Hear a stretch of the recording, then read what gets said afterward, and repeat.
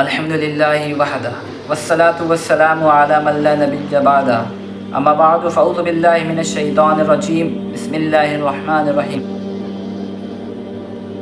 بنی اسرائیل کا ایک نوجوان جو اللہ تعالیٰ کا بہت بڑا عابد بندہ تھا، عبادت کرنے والا، خوب بڑھ چڑھ کر اللہ کی عبادت کرتا۔ وہ دیکھتا اس کے گاؤں میں ایک پیڑ ہے جس کو لوگوں نے معبود بنا دیا، اس کی پوجا کرتے، سامنے سجدہ کرتے، وہ پیڑ کو اپنا رب بنا لیا انہوں نے۔ تو اس کو بہت ہی غصہ آیا اور یہ ایک دن ایک کلاڑی لیا اور گیا پیڑ کو کاٹنے۔ اتنے میں شیطان آ گیا اور کہا، بنی اسرائیل کے بارے میں بات آتی ہے کہ پہلے کے لوگوں کو شیطان کی کچھ شکلیں دکھا دی جاتی تھی جو انسانی شکل میں آ کر لوگوں کو گمراہی کے راستے پر لاتے تھے۔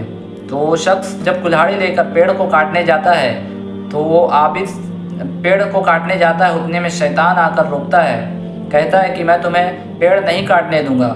اتنے میں وہ اللہ کا عابد بندہ شیطان کو پٹک دیتا ہے اور اس کے سینے پر چڑھ کر کہتا ہے، میں تو اس پیڑ کو کاٹ کر رہوں گا۔ وہ شیطان کہتا ہے، تو ایسا نہ کر، اگر اس کے بدلے تو چاہتا ہے کہ میں تجھے 2 درہم دوں تو میں تجھے روزانہ 2 درہم دوں گا۔ وہ شخص پیڑ کو کاٹنے سے رک جاتا ہے، اس کی شرط کو مان لیتا ہے۔ پھر جب ایک دن بیتتے ہیں تو پھر وہ اپنے تکیہ کے نیچے 2 درہم پاتا ہے۔ اسی طرح ایک اور دن بیتتا ہے، پھر 2 درہم پاتا ہے۔ پھر تیسرا دن جیسی آتا ہے اس کو تکیہ کے نیچے درہم نہیں ملتا۔ پھر وہ واپس سے کلاڑی اٹھاتا ہے اور جاتا ہے پیڑ کو کاٹنے کے لیے۔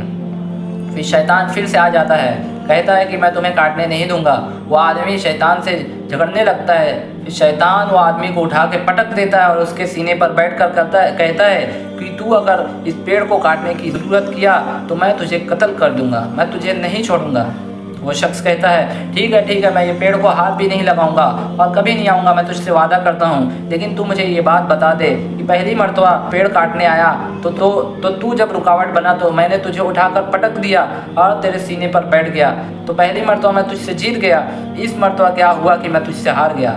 شیطان کہنے لگا کہ پہلی مرتبہ جو تم آئے تھے وہ صرف اللہ کے لیے آئے تھے، اب اس مرتبہ تمہارا آنا دینار کے لیے ہے، تیری نیت اللہ کے لیے نہیں بلکہ دینار کے لیے تھی۔ یہ ہے اللہ کے نام سے کیے جانے والے کام کی طاقت، اور اگر اس سے ہٹ جاؤ گے تو ہر جگہ ہار جاؤ گے۔ اللہ کے احکام کو پورا کرنے کے لیے آپ کام کرتے ہو تو ہر ایک کام بڑی آسانی سے ہو جائے گا، اور اگر اللہ کے لیے نہیں ہے تو اسی طرح ہر جگہ انسان ہارے گا۔ اقول قولی ھذا واستغفر اللہ وآخر دعوانا ان الحمد للہ رب العالمین۔